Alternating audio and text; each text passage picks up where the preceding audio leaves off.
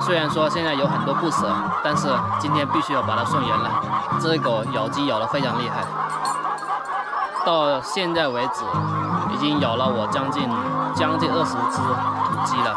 它即将新的主人呢，也是在网上看到我的视频，也是我的网友粉丝。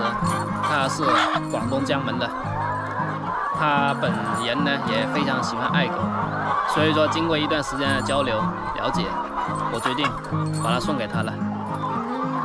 放心吧，你新的主人家里面没有养鸡，这样你就没办法再养鸡了。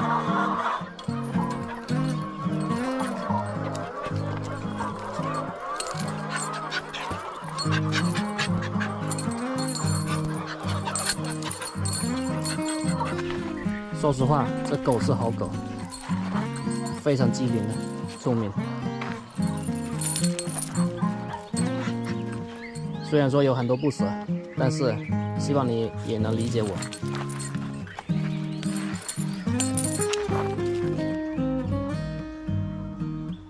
昨天托朋友帮买了一个运输狗笼，感觉好像偏小了一点。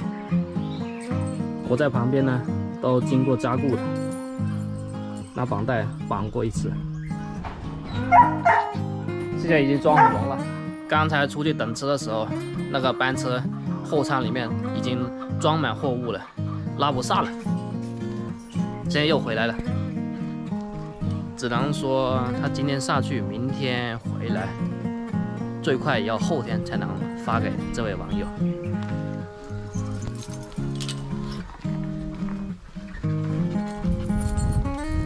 今天天气也特别热，我暂时把它绑到这里来先。跟着这个大狼狗绑在一起，就让它暂时在我这里多待几天吧。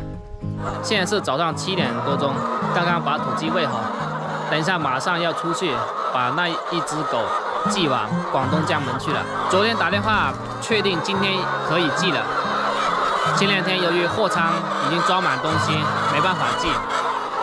今天车子是8点多钟发车，所以说现在去准备一下。